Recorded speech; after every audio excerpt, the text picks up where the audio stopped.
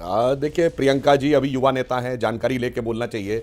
अदम गोंडवी जी की जिस कविता की बात कर रही है किस दौर में लिखी गई है बहन जी? ये कांग्रेस के दौरे हुकूमत में लिखी गई है, इतना तो याद रखिए जिसके साथ आप खड़े हैं। मगर क्या करें साहब, अभी देखिए आपातकाल में लालू जी जेल में थे, अपनी बेटी का नाम ईसा रखे थे। आपातकाल के 50 साल होने पे एक लाइन नहीं बोले, एक लाइन नहीं बोले। और अदम गोंडवी की वो कविता जो कांग्रेस के समय में हुए अत्याचारों के बारे में लिखी गई है, उसको चेपा जा रहा है बीजेपी के ऊपर। इसीलिए मैं प्रियंका जी आपसे कहना चाहता हूं कि शाम तक सुबह की नजरों से उतर जाते हैं। आरजेडी के लिए कहना चाहूंगा, शाम तक सुबह की नजरों से उतर जाते हैं, इस कदर समझौतों पे जीते हैं कि जमीर ही मर जाते हैं। अब मैं अभय जी की बात का भी जवाब देना चाहता हूं। इन्होंने कहा कि साहब कूड़ेदान में फेंक देना चाहिए। अरे इनके नेता तो वो हैं चित्रा, जिन्होंने अपनी पार्टी का अध्यादेश कूड़ेदान में फेंक दिया।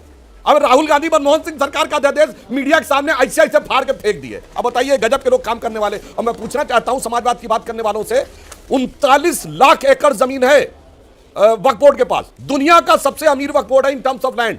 बताइए कितने अस्पताल हैं, कितने स्कूल हैं, कितने यतीम खाने हैं, कितनी बेवाओं के लिए हैं, मुझे जवाब चाहिए। कितनी मुस्लिम यूनिवर्सिटीज हैं, कितने मुस्लिम रिसर्च इंस्टीट्यूशन है, कितने चैरिटेबल काम हो रहे हैं ना।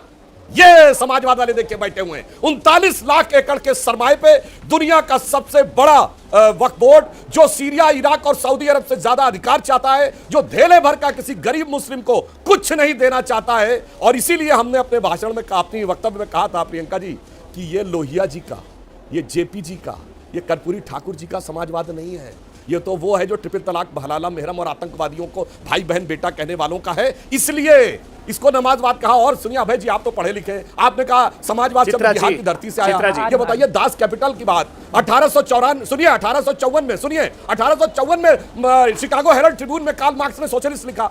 1917 में यूएसएसआर बन गया, union of Soviet socialist Republic, और आप चेपे दे रहे हैं कि साहब बिहार से आया। वो तो कुछ भी मत चेपिए भाई, कम से कम कुछ यथार्थपरक तथ्यात्मक।